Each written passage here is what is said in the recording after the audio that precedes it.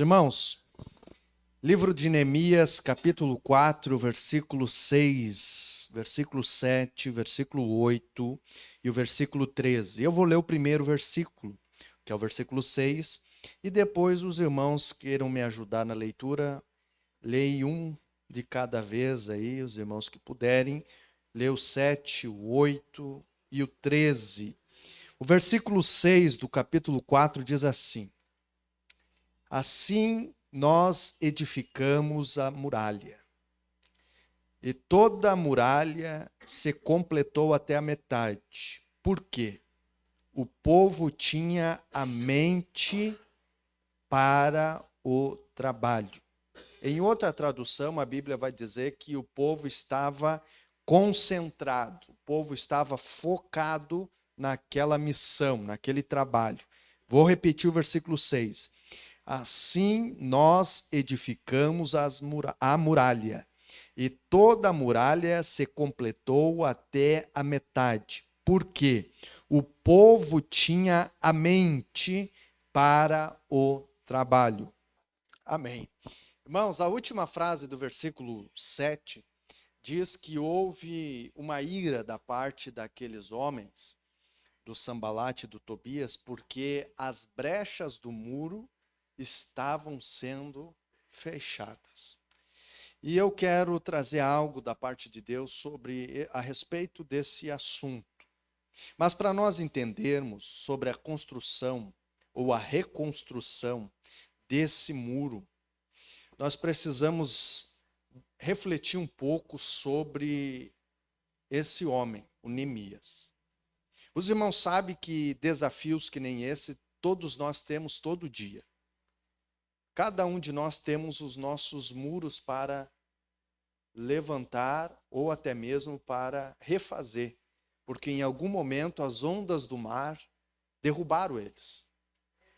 Alguns têm os muros para refazer, outros vão começar a recém fazer seus muros. O interessante que a Bíblia nos fala é que todos nós temos um muro, algo para construir. Tanto é que a Escritura diz que aquele que começou a boa obra um dia há de terminar. A Escritura diz que nós somos uma obra em construção. Alguns estão nos muros, outros já estão com o pátio, já está fechado, já estão no alicerce, já, enfim. Cada um de nós está numa etapa da construção. Nesse caso aqui, a Bíblia diz que o povo de Deus foi destruído a sua igreja, que era o templo. Mas vou falar numa linguagem contemporânea para os irmãos entenderem, numa linguagem atual. A Bíblia diz, a história nos diz que a igreja deles foi destruída e os muros da volta da igreja foi derrubada pelos inimigos deles, dos irmãos que aqui congregavam nesta igreja. E através do Espírito Santo de Deus, brotou no coração de Neemias reconstruir tudo de novo, pelo menos os muros. No momento que ele ouve a notícia que tudo tinha sido destruído. A história nos diz que a primeira ação de Neemias foi pegar o cavalo e andar sobre os escombros. Eu quero que os irmãos prestem muito atenção nos detalhes. A Bíblia diz que esse homem ele pega e vai andar sobre os escombros para conferir o que tinha acontecido. E a Bíblia diz que quando ele chega naquele terreno, chega naquele lugar e vê que está tudo no chão, as paredes, tudo queimada, os muros estavam no chão, derrubados. A Bíblia diz que houve um sentimento naquele homem. E por incrível que pareça, é diante do caos, da desgraça, né, da destruição ali, do caótico, que a gente começa a pensar diferente e sentir diferente. A nossa mente começa a sair do caixinha, né, de dentro da caixa, e a gente começa a ver as coisas por uma outra ótica. Quando as coisas estão tudo bem, parece que é bitolado, a pessoa fica pensando só daquela forma, só daquele jeito, fica agindo só daquele jeito.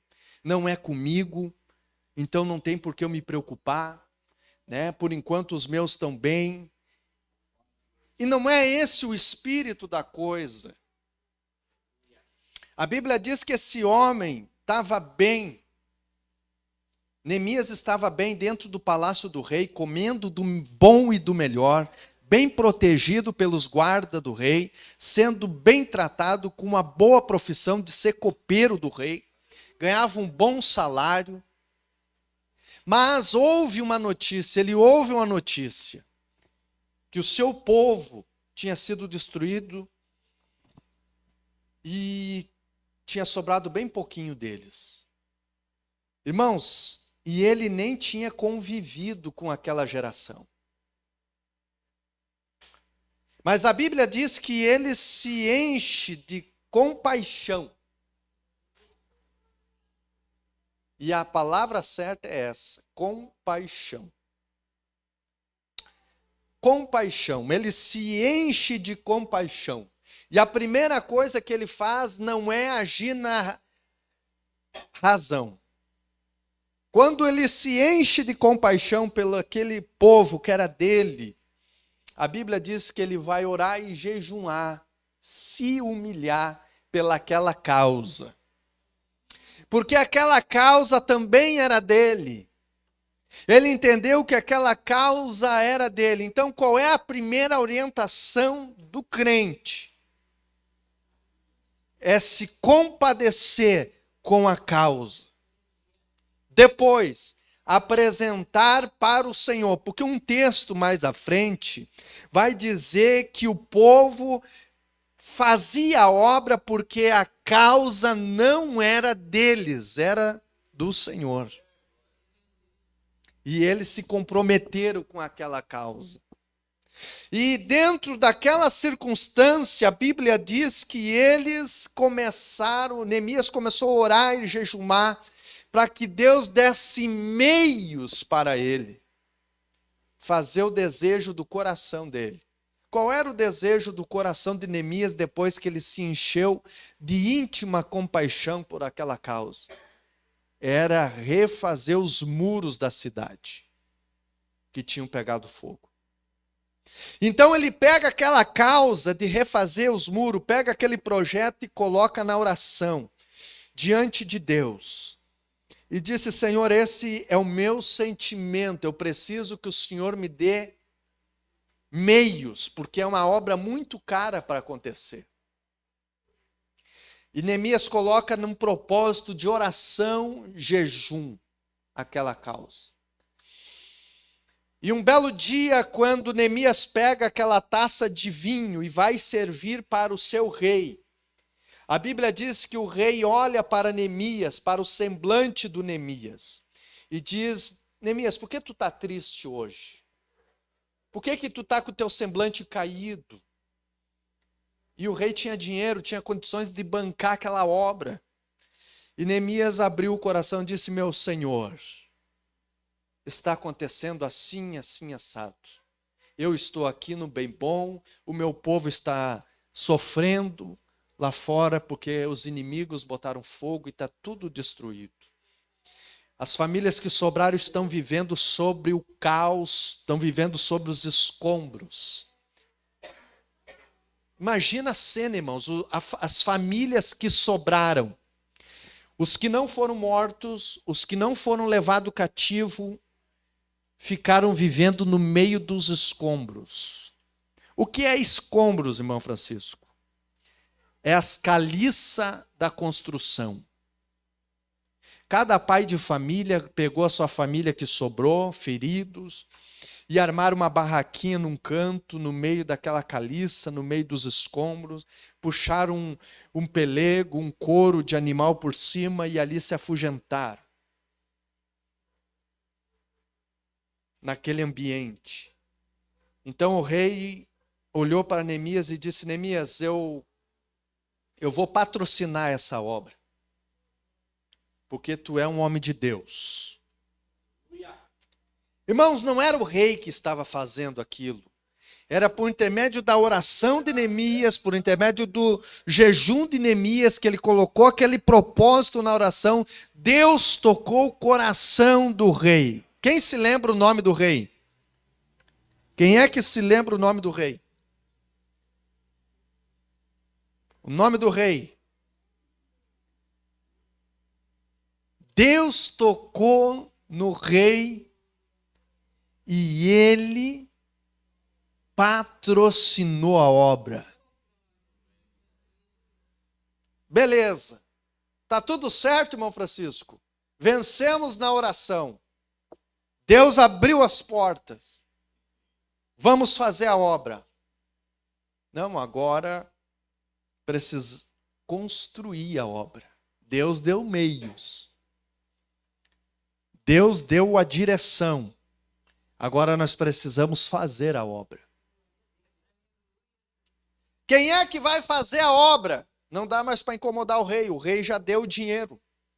Já deu as lenhas, já deu as madeiras, já deu os soldados para ajudar, já deu para puxar a lenha. Agora nós precisamos de alguém para fazer essa grande obra. Quem é que vai fazer essa grande obra? Aqueles que estão sobre os escombros. Como assim, irmão Francisco? É exatamente esses. O texto que os irmãos leram aí retrata a história desses irmãos.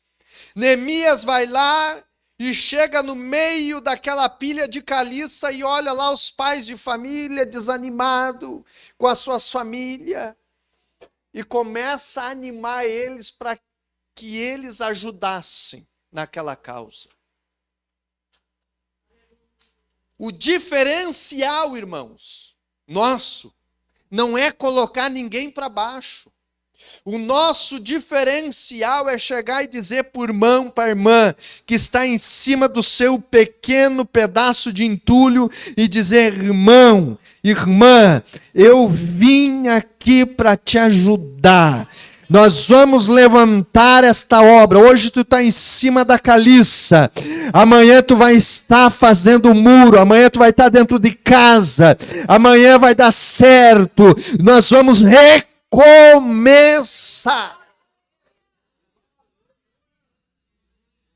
Tem gente que está vivendo a realidade em cima das caliças hoje. E Deus está procurando alguém para mandar até lá e dizer: opa, a caliça é até hoje. A partir de amanhã você vai sair de cima disso e vai começar a viver a realidade da obra. Vai começar a viver a realidade da construção. A perspectiva daquelas famílias era sobre um monturo de caliça, sem perspectiva de construção, sem perspectiva de casa, de muro, de obra.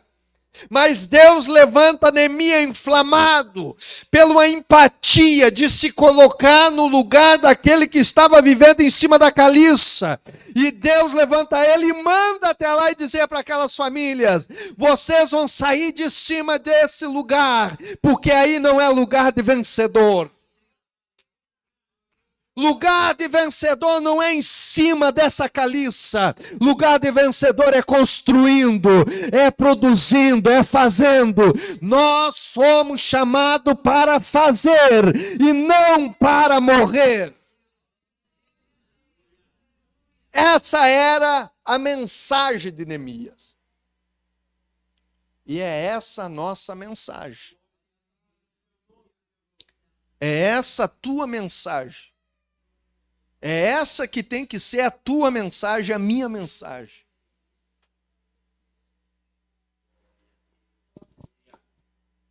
A caliça, o entulho, muitas construções estão assim. Mas o nosso papel é garantir um outro amanhecer. Como portador de Deus, como homem de Deus, como uma mulher de Deus. Deus te deu autoridade. Irmãos, Deus tem falado muito comigo a respeito de abençoar o próximo. de abençoar o próximo. Aí você deve estar pensando assim, irmão Francisco, então me ajuda com 50 aí. Me ajuda com R$ 100 aí. Se alguém está pensando nesse objetivo,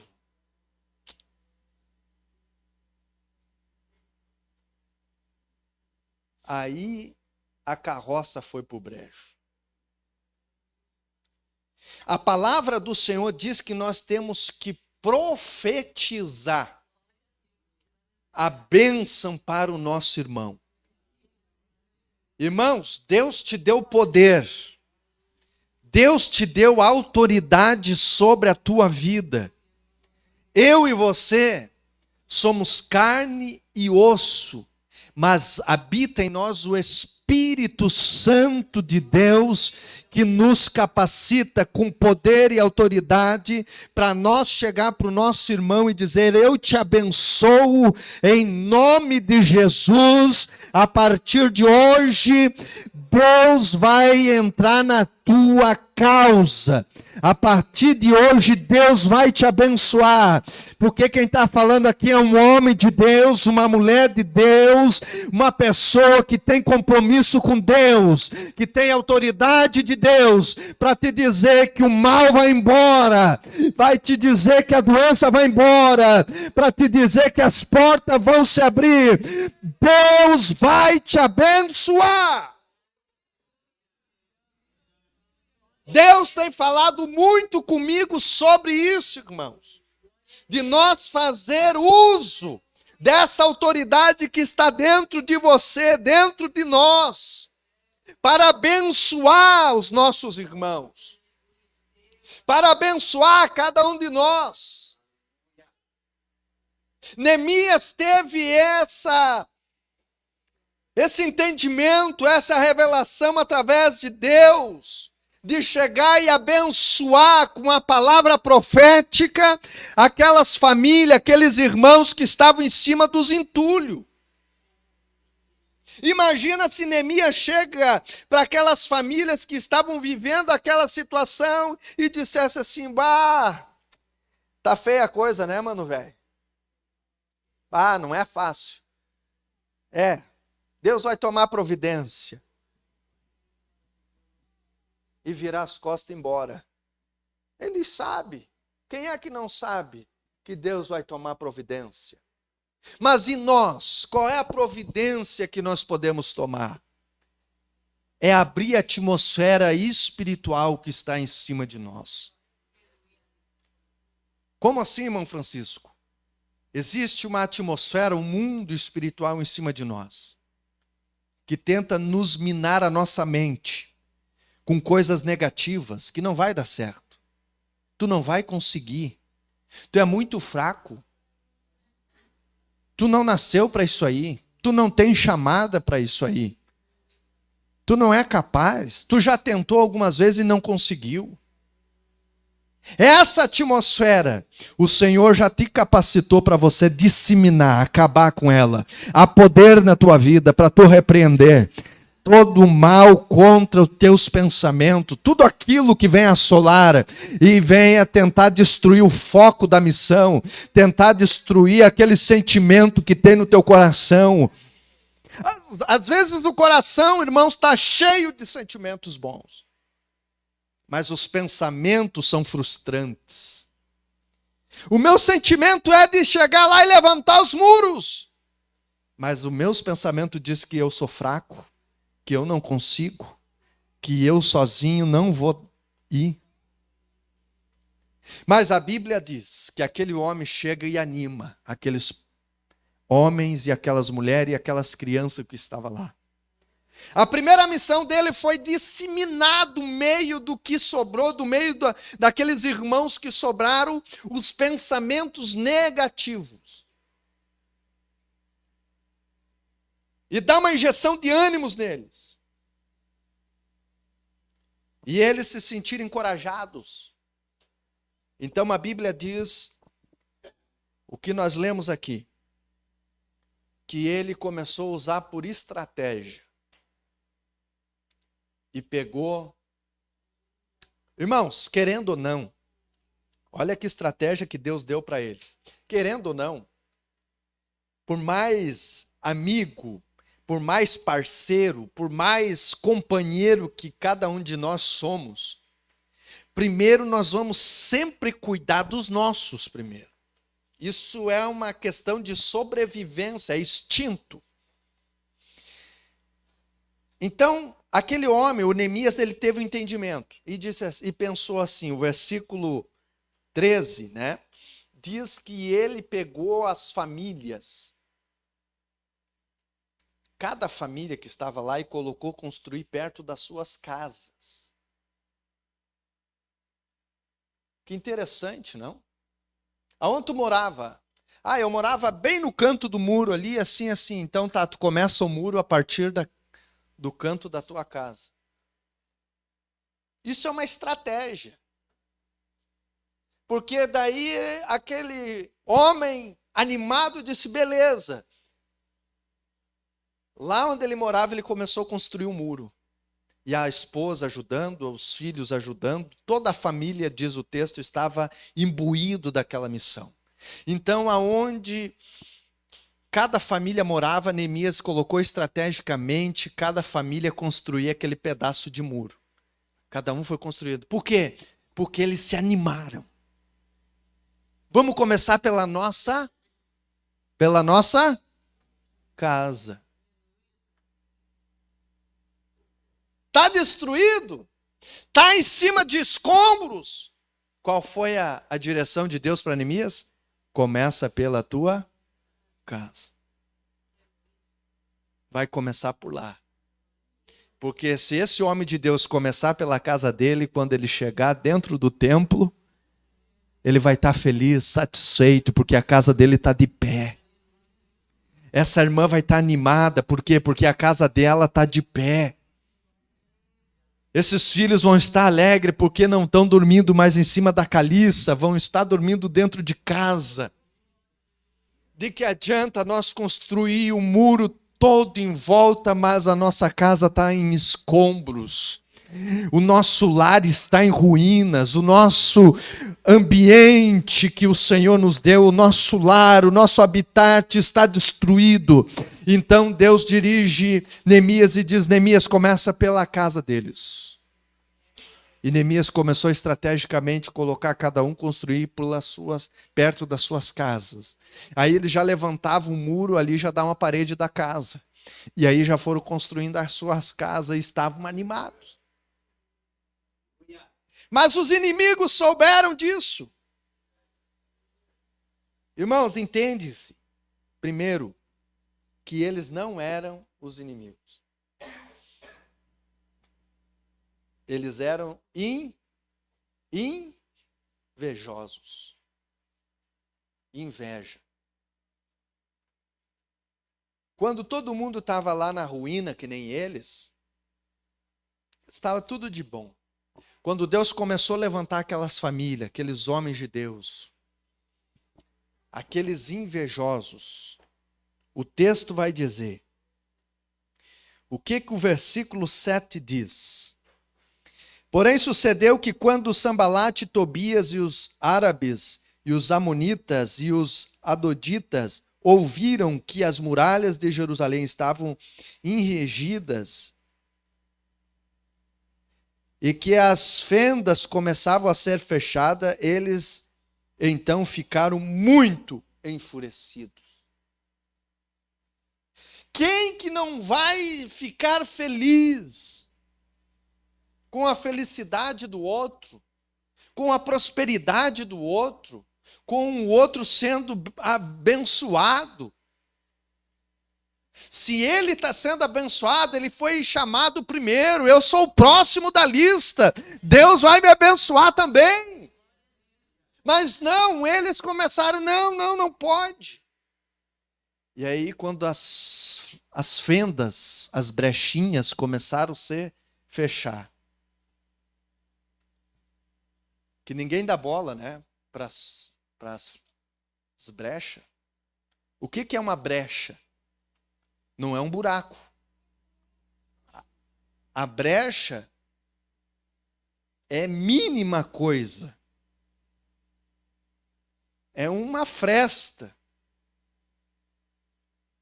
E ninguém dá bola. Mas na construção de Deus, ele se atenta para isso. E Deus orientou eles, dizendo, fechem bem as brechas. Por quê? Para o inimigo não vir espiar para dentro. Porque se nós dá o nosso coração para o inimigo espiar para dentro, ele vai colocar para dentro daquela fresta ali alguma coisa. E daquela fresta ali vai abrir um buraco, um rombo, com um pouco está destruído. E a palavra do Senhor diz que eles começaram a fechar as brechas. Por quê? Porque eles ficaram bravos com aquela situação ali, porque daí não dava nem para espiar, nem para saber o que eles estavam fazendo dentro. Mas eles só queriam construir, ter a sua casa de volta, ter a sua vida de novo. E o inimigo, agora inimigo, porque sobre eles estava um espírito de inveja, invejando a bênção daqueles que estavam sobre os escombros. E a Bíblia diz que eles começaram a construir.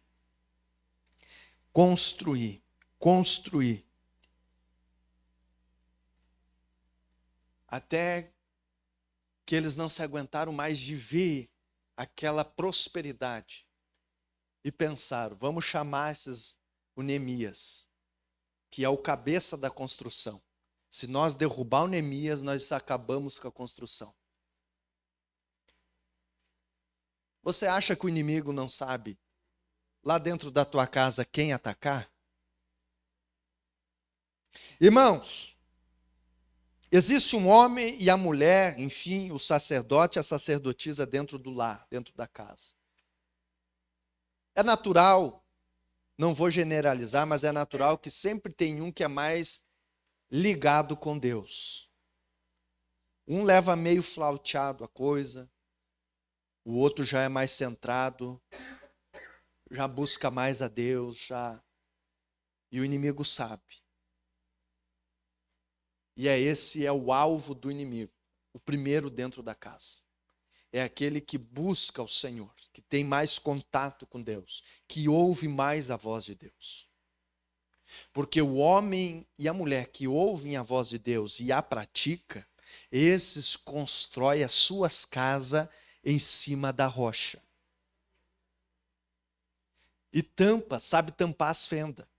Então a Bíblia diz que eles chamaram Neemias, porque era Neemias que estava administrando, que estava construindo ali, liderando a construção. E a Bíblia diz que disseram para ele, Neemias, desce aí do andaime um pouco, que nós queremos falar contigo. O plano era matar Neemias. E o plano não é outro a não ser esse, irmãos. O inimigo quer matar você. O diabo quer matar eu e você. E para isso ele não precisa tirar de dentro da igreja, fazer tu se desviar, sair do plano para ir para o mundo beber cachaça. Não. Basta ele conseguir te convencer a ficar aqui dentro. Ele pode me desviar aqui dentro da igreja. E aí, com isso, ele ganha mais ainda, porque ele vai fazendo a minha mente, eu vou fazendo a mente do Cláudio, eu vou fazendo a mente do Paulo, e eu vou fazendo a mente do Moisés, com pouco eu tenho uma igreja desviada dentro da igreja. Então, a ideia era matar Neemias, para que as coisas, a obra não andasse, as construções não fluísse, aquelas famílias não chegassem a bênção de Deus. E Neemias olha lá de cima e Deus ilumina o seu coração e ele olha para a causa dele. Sabe o que a primeira coisa que vai fazer nós não parar no meio do caminho, sabe o que é? É a nossa chamada. Porque tu não está nesse momento pensando em salvação. Tu está pensando na tua chamada. Na tua chamada. Porque, irmãos, uma chamada mal sucedido vem à raiz de amargura, entristecimento e mágoa. Com esse sentimento, Satanás mata o homem, mata a mulher. Então, a primeira coisa que Deus nos dá é a chamada, com convicção. E quando acontece isso, o que Neemias faz? Ele pensa na chamada dele. Por que eu fui chamado? Eu fui chamado para construir os muros. Então, se eu fui chamado para construir os muros, e eles querem que eu desça lá, vai parar os muros. Ele está raciocinando em cima do andaime, irmãos. Ele ouve a voz dos seus inimigos e começa a meditar naquela voz, se tem fundamento. Tá, mas se eu parar de construir para descer lá, para conversar com eles, vai parar as obras. E a ideia não é parar as obras, a ideia é continuar firme. A ideia é ir até o final, concluir o planejamento, chegar até o fim, fazer o plano se concretizar. Então a Bíblia diz que Neemias olha para baixo e diz assim: eu não posso descer daqui, porque estou construindo uma grande obra e eu não posso parar. É a convicção da chamada de quem está fazendo uma grande obra e não pode parar. Primeiro entendimento, que ele teve convicção, que ele tinha uma chamada para zelar. E segunda coisa é que era grande a obra. Ah, irmão, eu tenho uma chamada, mas não é grande coisa, que nem a do Senhor. Dá para a gente ir levando, a gente vai indo. Às vezes, né? Dá uma parada, mas porque a minha chamada é desse tamanhinho, eu só faço isso. Tu foi chamado ou tu não foi chamado? Tu tem chamado ou não tem? Para Deus não tem tamanho de chamada. Deus chamou e está chamado. A Bíblia diz que muitos foram chamados e poucos os escolhidos. O chamado nesse texto é para salvação. Para salvação. E os escolhidos, que foram poucos, é para realizar a grande obra do Senhor. Nem todos que foram chamados para a salvação têm vocação para fazer a obra de Deus. E Neemias entende isso, irmãos, e passa essa mensagem para eles e diz: eu estou fazendo uma grande obra e eu não vou parar. Eu quero encerrar nessa noite. O tempo não permite mais nós ir adiante. Mas eu quero encerrar para alertar você sobre esses 2 pontos. Se você guardar de tudo que eu falei aqui, esses 2 pontos, nós ganhamos o mês. Primeiro, eu tenho uma grande chamada. Eu tenho uma chamada. Essa é a primeira convicção. Deus me chamou. Não foi o diabo que me chamou. Não foi o homem que me chamou. Foi Deus que me chamou. Não foi os vícios que me chamaram. Foi Deus que me chamou. Não foi o vizinho que me chamou, foi Deus. Não foi o pastor que me chamou, foi Deus. É a primeira convicção que eu e você temos que ter. Quem é que nos chamou? Foi Deus. Segundo, o que eu estou fazendo tem um valor para Deus. E eu não posso parar. Uns estão pregando, outros estão cantando, Outros estão aconselhando, enquanto eu e você estamos aqui sentados agora, ouvindo uma palavra, ouvindo um louvor na igreja, no culto, tem alguém lá em algum lugar aconselhando alguém para não se matar, para não se suicidar, para não ir para as drogas, para não ir para o álcool, para não ir para a prostituição, para não ir para se separar do casamento, para não abandonar a casa. Tem gente planejando tudo isso, mas em algum lugar tem Deus enviando alguém dizendo: vai lá, avisa ele para não tirar a vida dele, avisa ele para não ir para a prostituição, avisa ele para não sair de lá. São homens e mulheres que estão espalhados por esse globo terrestre, fazendo a obra de Deus, porque foram chamados. Foram chamados. Tem convicção. Pessoas que acordam no meio da madrugada, que estão cansados, estavam dormindo, no meio da madrugada se levantam para aconselhar um casal, que ligaram e estão se separando e as coisas estão indo para o brejo. E o Espírito Santo vai lá e toca na mente daquela pessoa, liga para ele. E aí aquele homem vai lá e aconselha. Vai lá e ora. Tem alguém endemoniado aqui, vai lá no irmão. Deus chamando pessoas para levar, tirar o cativo do cativeiro. Mas para isso, irmão, nós temos que ter essas duas convicções, que nós fomos chamados por Deus e que nós temos uma obra de Deus para realizar. E não podemos parar. Não pare. Não desista. Não desça, não dá assuntinho, não dá conversinha. Não alimenta que tu vai te destruir. Repito o que eu falei aqui, o inimigo não quer te levar para o mundo. Basta ele fazer tu descer desta grande obra que tu está fazendo. Basta ele dizer para você parar um pouco dentro da igreja. Já está tudo bem. E aí vai estar tudo certo. Quantos estão parados dentro da igreja? Aleluia. Quantos desistiram, irmãos, da fé dentro da igreja?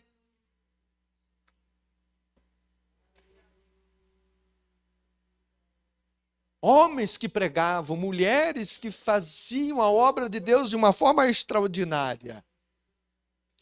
Estão sentados dentro dos bancos da igreja, parados, entristecidos, amargurados, frustrados.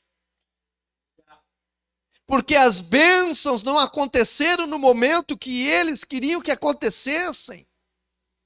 Mas Deus não trabalha assim. Deus nos chamou para uma grande obra. E o que a Bíblia diz? Primeiro fazeis as coisas lá do alto, e as demais coisas vos serão acrescentadas no tempo de Deus. As coisas vão acontecer nas nossas vidas. Nos colocamos em pé nesta noite. Aleluia. Eu vou cantar um corinho. Enquanto isso, você passe aqui na frente. Eu quero orar por você. Não há Deus maior, não há Deus melhor, não há Deus tão grande